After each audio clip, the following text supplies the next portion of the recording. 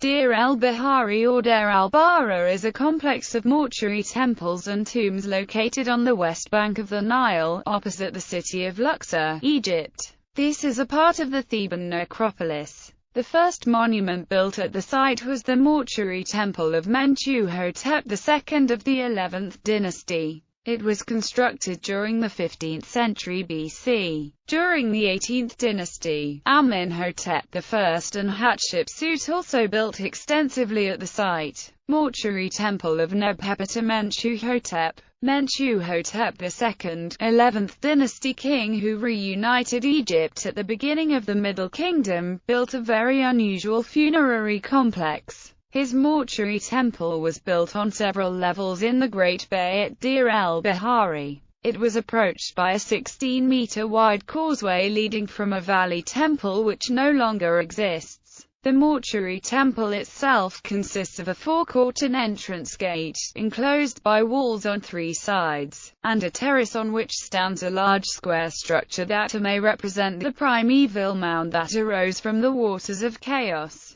As the temple faces east, the structure is likely to be connected with the sun cult of Re and the resurrection of the king. From the eastern part of the forecourt, an opening called the Bab el-Hozan leads to an underground passage and an unfinished tomb or cenotaph containing a seated statue of the king. On the western side, tamarisk and sycamore trees were planted beside the ramp leading up to the terrace. At the back of the forecourt and terrace are colonnades decorated in relief with boat processions, hunts, and scenes showing the king's military achievements. Statues of the 12th dynasty king Senusret III were found here too. The inner part of the temple was actually cut into the cliff and consists of a peristyle court, a hypostyle hall and an underground passage leading into the tomb itself. The cult of the dead king centered on the small shrine cut into the rear of the hypostyle hall. The mastaba-like structure on the terrace is surrounded by a pillared ambulatory along the west wall, where the statue shrines and tombs of several royal wives and daughters were found.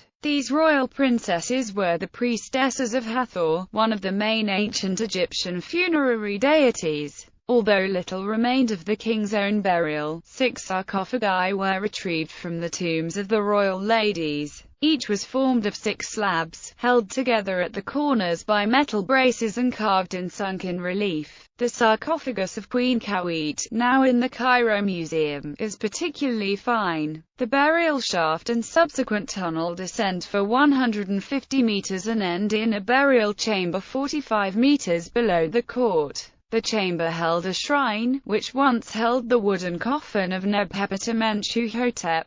A great tree-lined court was reached by means of the processional causeway, leading up from the valley temple. Beneath the court, a deep shaft was cut which led to unfinished rooms believed to have been intended originally as the king's tomb. A wrapped image of the pharaoh was discovered in this area by Howard Carter. The temple complex also held 6 mortuary chapels and shaft tombs built for the pharaoh's wives and daughters. Mortuary Temple of Hatshepsut. The focal point of the Deir el-Bahari complex is the Jessa, meaning the Holy of Holies, the Mortuary Temple of Hatshepsut. It is a colonnaded structure, which was designed and implemented by Senenmut, royal steward and architect of Hatshepsut, to serve for her posthumous worship and to honor the glory of Amun. Jessa sits atop a series of colonnaded terraces, reached by long ramps that once were graced with gardens. It is built into a cliff face that rises sharply above it, and is largely considered to be one of the incomparable monuments of ancient Egypt. It is 97 feet tall. The unusual form of Hatshepsut's temple is explained by the choice of location, in the valley basin of Deir el-Bahari, surrounded by steep cliffs.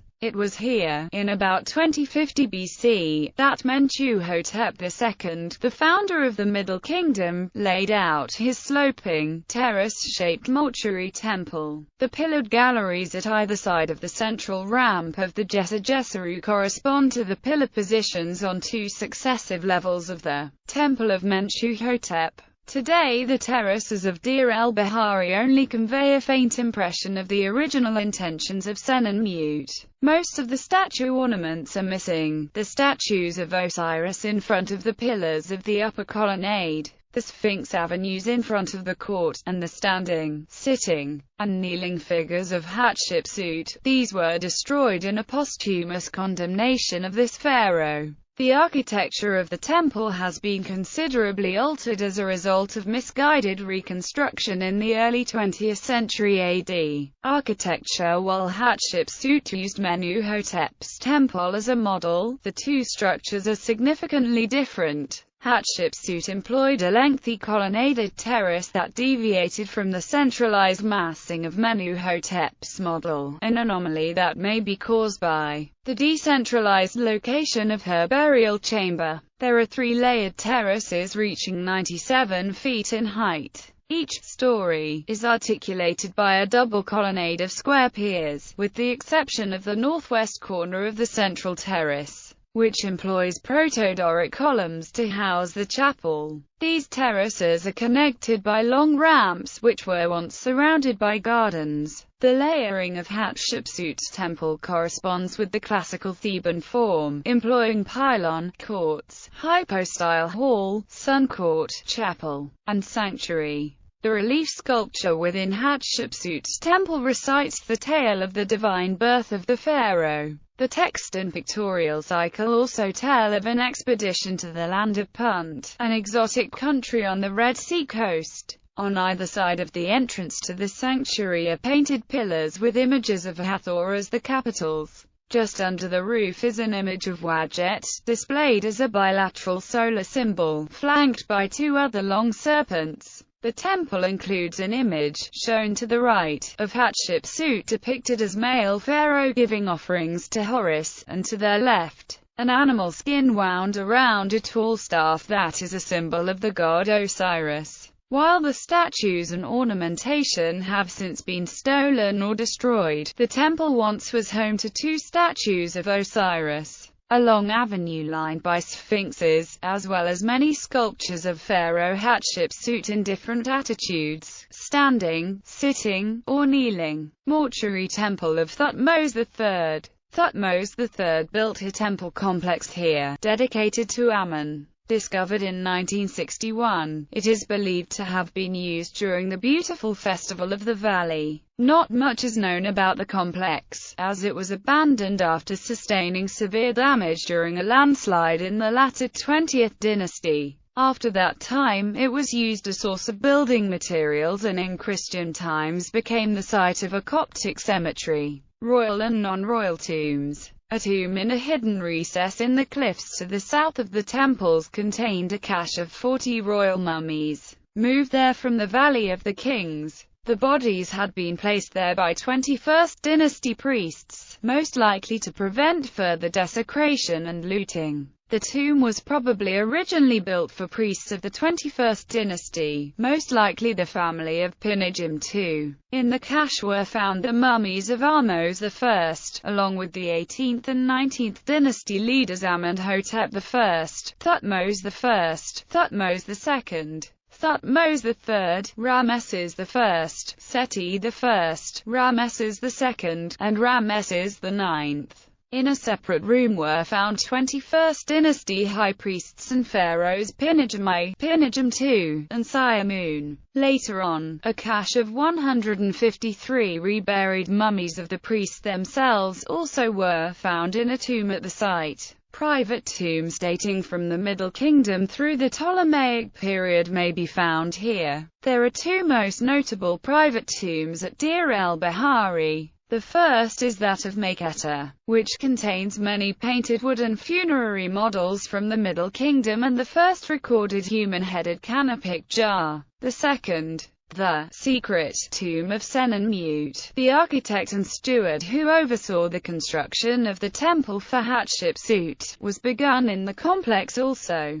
Senenmut's tomb was vandalized in antiquity, but some of the relief artwork still is intact. It was meant to be a very large tomb and its corridors are over 100 yards long. However, it was never finished and Seningmut was not interred there. He has another tomb, not far from Deir el-Bahari, where his body may have been placed, but it, too, was vandalized and robbed. A large area of non-royal tombs in this vicinity is called Sheikh Abdel Kurna. The discovery of the mummy's cache is depicted in the Egyptian movie The Night of Counting the Years. Terrorism. In 1997, 58 tourists and 4 Egyptians were massacred there by Islamist terrorists from Al-Gamma al-Islamiyah in what has been called the Luxor Massacre, causing a reduction of tourism in the area. In popular culture, the first level of serious Sam is set in and around this temple during the past